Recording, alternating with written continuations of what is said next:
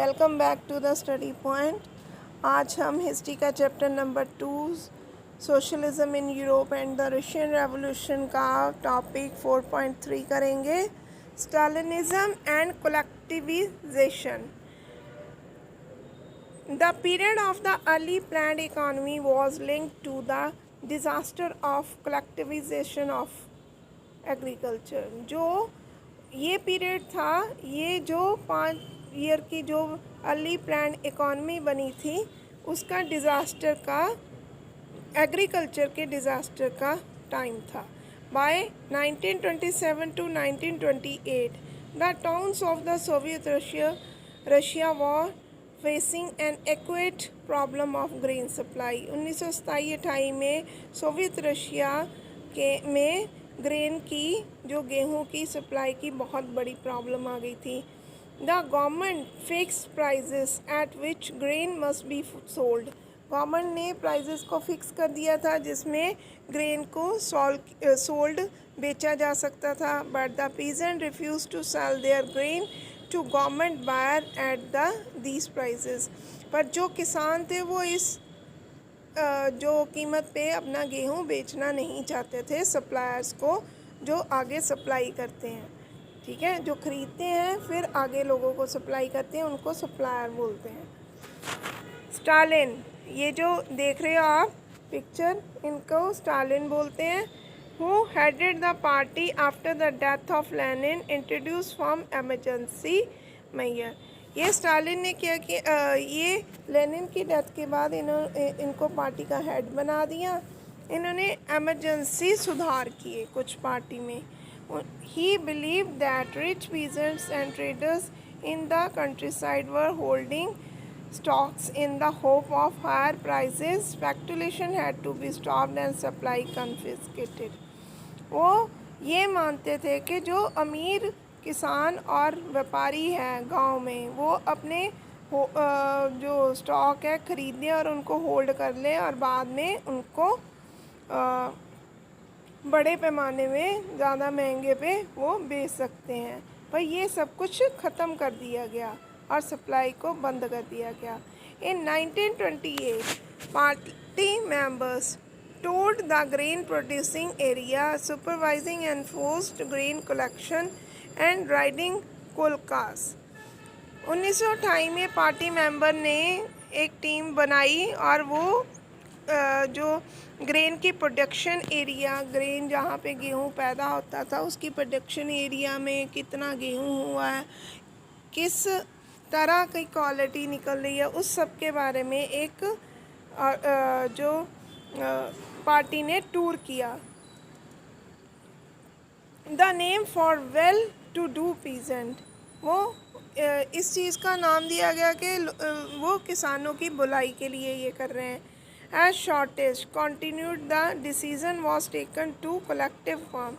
Shortage लगातार चल रही थी और इस सबको कलेक्टिव फॉर्म्स में इंट्रोड्यूस डिसीज़न को लिया गया कि कलेक्टिव फॉर्म है कि एक ही वो जो ज़मीन है उस पर सारे किसान मिलके अपना काम कर सकते हैं, उसको बोलते हैं collective forms. It was argued that grain shortages were partly due to the small size of holdings. ये मतभेद हो गया था, ये मानते थे कि अगर ग्रेन की शॉर्टेज आ रही है वो क्योंकि किसान थोड़े थोड़े गुट्टों में थोड़े थोड़े ज़मीन पे गेहूँ उगा रहे, इसलिए ये शॉर्टेज आ रही है। After 1917 land had been given over to peasant. 1917 में लैंड दोबारा पीजेंट्स को दी गई। The small size peasant farm could not be modernise. ये जो छोटी छोटी ज़मीनें थी ये मॉडर्नाइज नहीं थी। ठीक है, to develop modern farm and run them along industrial line with machinery, it was necessary to eliminate kulaks, take away land from peasant and establish state control large farm. अब क्या था कि गेहूं की शॉर्टेज आ गई थी तो वो चाहते थे कि जो छोटी छोटी जगह पे जो फार्म थोड़े थोड़े खेतों में अपना गेहूँ उगाते हैं, बजाय कि उसमें वो बड़े पैमाने में आके अपना गेहूँ की पैदावार शुरू करें, और एलिमिनेट कर दिया, निकाल दिया कुल कास्ट को। ठीक है, और ये सब कुछ स्टेट कंट्रोल के अंडर आ गया, एस्टेब्लिश कर दिया। What followed was Stalin collectivisation programme. अब स्टालिन ने कलेक्टिविजेशन प्रोग्राम को कैसे फॉलो किया? From 1929 the party force all peasants to cultivate in collective farm. वो अब क्या था, 1929 को पार्टी ने फोर्स किया सारे किसानों को कि वो कलेक्टिव फार्म कोलकास के अकॉर्डिंग वो अपना काम शुरू करें, मतलब एक ही जगह पे अपना सारी गेहूं को पैदावार करें। The bulk of land and implement were transfer to the ownership of collective farms. अब ज़्यादा ज़मीन किसको ऑनरशिप दी गई? कलेक्टिव फार्म को दी गई। Peasants work on land and the kolkhoz profit was share.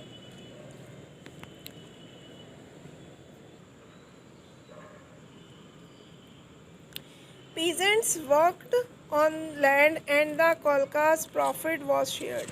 जो पीजेंट थे उन्होंने लैंड पे काम करना शुरू कर दिया, एंड द कोलका प्रॉफिट जो था वो शेयर होना शुरू हो गया। Enraged peasant resist the authorities and destroy there livestock. अब क्या था कि पीजेंट्स मतलब एक स्ट्रिक्ट फॉर्म में हो गए कि इतने जगह पे इतना काम करना है, और उसकी पैदावार आपको फिक्स, वो सारी चीज़ें फिक्स होनी शुरू हो गई। ठीक है, और इसमें क्या था, जो लाइव स्टॉक थे, जो डेली की ज़रूरतें थी, वो सब कुछ डिस्ट्रॉय होनी शुरू हो गई। Between 1929 and 1931 a number of cattle fell by 1/3। Those who resisted collectivization were severely punished। अब क्या था, जो इस चीज़ को मना कर रहा था कि मैंने ये कलेक्टिवली काम नहीं करना, उनको पनिश किया जा रहा था। Many were deported and exiled. बहुत जानों को देश निकाला दे दिया और उनको मना कर दिया। As they resisted collectivization, peasants argued that they were not rich and they were not against socialism। वो चाहते थे कि ये जो कलेक्टिविजेशन का जो काम है, पीजेंट्स इसको बहस करके वो ये चाहते थे कि वो अमीर नहीं हो सकते, वो सोशलिज्म के अगेंस्ट नहीं है। They merely did not want to work in collective form for a variety of reasons. बहुत कारणों से वो कलेक्टिवाइजेशन में वो काम नहीं करना चाहते थे। Stalin's government allowed some independent cultivation. अब स्टालिन की गवर्नमेंट ने फिर उन लोगों को अलाउ कर दिया, but treated such cultivators unsympathetically. और उन कल्टीवेटर्स जो पीजेंट थे उनको किसी तरह की कोई सिम्पथी नहीं सरकार से मिल रही थी, किसी तरह का कुछ भी उनको जो कोऑपरेशन थी वो कुछ नहीं मिल रही थी। In spite of collectivisation production did not increase immediately. अब इस सब के बावजूद भी प्रोडक्शन बढ़ नहीं रही थी एकदम से तेज़ी से। In fact the bad harvest of 1933 1930 और 33 के बीच में जो पैदावार थी वो बहुत बुरी थी, मतलब क्वालिटी नहीं थी। Led to one of the most devastating famine in Soviet history when over 4 million died. 4 million लोग मर गए इस कारण से, क्योंकि वहाँ पैदावार अच्छी नहीं थी और वहाँ का जो क्वालिटी ऑफ जो ग्रेन था ना वो सही नहीं था।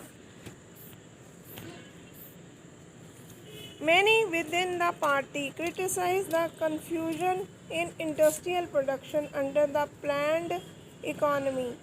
अब बहुत सारे लोगों ने ये क्रिटिसाइज विरोध करना शुरू कर दिया, और इंडस्ट्रियल प्रोडक्शन अंडर प्लान जो प्लान इकॉनमी थी ठीक है ना, उसके अंडर जो इंडस्ट्री की प्रोडक्शन थी एंड द कॉन्सिक्वेंसेस ऑफ कलेक्टिवलाइजेशन, उसको क्रिटिसाइज़ करना शुरू कर दिया। उनके रिजल्ट्स हैं, उनके निष्कर्ष को लोगों ने क्रिटिसाइज़ मतलब उनका विरोध करना शुरू कर दिया कि ये चीज़ें सही नहीं हैं। ठीक है, Stalin and his sympathiser charge this criticise with conspiracy against socialism. अब स्टालिन और उसके जो फेवर में थे सिंपथाइजर, उन्होंने क्या किया, इस कॉन्स्पिरेंसी को सोशलिज्म के अगेंस्ट समझा। Accusation were made throughout the country, ये सारा विरोध सारी कंट्री में शुरू हो गया। And by 1939 over 2 million were in prison और लेबर कैंप्स, 2 मिलियन लोग को बंदी बनाया गया पूरे देश में 1939 में। Most were innocent of the crime, बहुत सारे इनोसेंट थे लोग जिन्होंने कुछ किया भी नहीं था, but no one spoke for them, पर कोई इस बारे में बोल नहीं रहा था। A large number were forced to make false confession under torture, बहुत सारे लोगों को कन्फेस करवाया गया टॉर्चर दे के हमने ये गुनाह किया है। And were executed several among were talented professions, और बहुत सारे लोग बहुत सारे टैलेंटेड प्रोफेशन में थे और उन सबको ये चीज़ मनवाई गई कि हम लोग इस चीज़ के गुनहगार हैं। अब बेटा नेक्स्ट पार्ट में आते हैं, the global influence of Russia revolution and the USSR.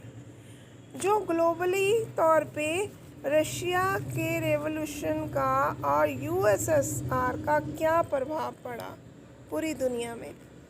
Existing socialist party in Europe did not wholly approve of the way the Bolshevik took power and kept it. अब जो सोशलिस्ट पार्टी थी जो Europe में थी, वो allow नहीं कर रही थी बॉल्शेविक्स को कि वो पावर में रहें और वो एक तरह से रहे।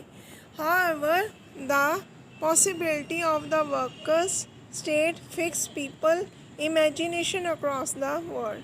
अब जो वर्कर्स की जो स्टेट वर्कर्स की जो फिक्स थे, वो पूरी दुनिया में उनकी जो इमेजिनेशन वर्कर्स की फिक्स हो चुकी थी। In many countries communist party व फॉर्म, अब बहुत सारे देशों में कम्युनिस्ट पार्टी बन गई थी, like the communist party of Great Britain, जैसे कि ग्रेट ब्रिटेन, यूके में, इंग्लैंड में कम्युनिस्ट पार्टी बन गई थी। The Bolshevik encourage colonial people to follow their experiment. अब बोल्शेविक क्या थे, वो इनकरेज करते थे गांव वाले जो छोटे छोटे गांव वाले लोगों को कि वो हमारे एक्सपेरिमेंट्स को फॉलो करें, कि हमने जो किया उस तरह के एक्सपेरिमेंट करके देखें। Many non Russian form outside the USSR, और जो नॉन रशियन थे जो यूएसएसआर से बाहर थे, participate in the conference of the people of the east 1920, वो पार्टिसिपेट करते थे कॉन्फ्रेंसेस में। And the Bolshevik founded Comintern and international union of pro Bolshevik socialist party. और बोल्शेविक्स ने एक कमेटी बना दी थी जिसको international union of pro Bolshevik socialist party का नाम दिया। Some receive education in the USSR communist university, कुछ ने एजुकेशन ली, शिक्षा ली यूएसएसआर कम्युनिस्ट यूनिवर्सिटी में of the worker of the east में। By the time of the outbreak of the second world war, जब दूसरा विश्व युद्ध शुरू हुआ, the USSR had given socialism a global face and world stature. जो USSR ने सोशलिज्म ने एक नई पहचान दी, नया चेहरा सामने आया, ठीक है, वर्ल्ड लेवल पे। Yet by the 1950 it was acknowledged within the country that the style of government in the USSR was not in keeping with the ideals of the Russian Revolution. 1950 में ये सब माना गया कि जो गवर्नमेंट का style था यूएसएसआर में वो नहीं रखा जाएगा. Was not keeping with the idol of the Russian revolution. जो रशियन रेवोल्यूशन में जो आइडियाज़ बने थे, आइडल्स बने थे, उसको नहीं रखा जाएगा. In the world socialist movement too it was recognised that it all was not well in the Soviet Union. ये सब माना गया कि जो सोशलिस्ट मूवमेंट था वो सब कुछ सही नहीं था पूरी तरह से, जो सोवियत यूनियन में मानने के काम आए. A backward country had become a great power. एक पिछड़ी हुई कंट्री जो थी वो अब बहुत बड़ी पावर बन गई थी. It's industries and agriculture had develop. उनकी इंडस्ट्रीज़ और एग्रीकल्चर डेवलप हो चुके थे. And the poor were being fade. और जो गरीब लोग थे उनको भी खाना अब अच्छा मिल रहा था. But it had denied the essential freedom to its citizen. और वो ज़रूरी जो आज़ादी थी अपने सिटीज़न्स को नहीं दे पा रहे थे. इस चीज़ को डिनाई नहीं किया जा रहा था. एंड डिनाई मतलब इग्नोर नहीं किया जा रहा था. And carried out its development project through repressive policies. और उनकी डेवलपमेंट के लिए कुछ प्रोजेक्ट्स बनाए जा रहे थे जो रिप्रेसिव पॉलिसीज़ मतलब कोई नई पॉलिसीज़ बनाई जा रही थी जो उनके हित में काम, मतलब उनके फेवर में काम आए. By the end of the 20th century, 20वीं सदी के अंत में, the international reputation of the USSR. जो यूएसएसआर की इंटरनेशनल जो रेपुटेशन थी as a socialist country had decline, तो it was recognized that the socialist ideal still enjoy respect among its people. ये थोड़ी गिर गई थी बट वो अपनी रिस्पेक्ट फिर भी इंजॉय कर रहे थे लोगों में.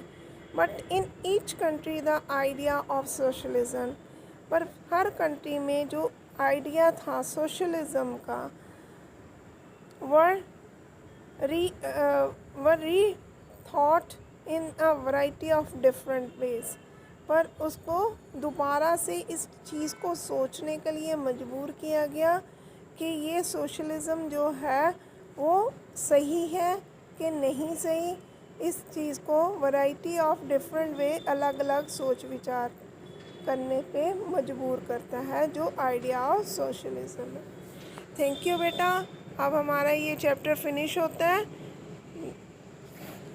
I hope you understand this chapter. Thank you so much.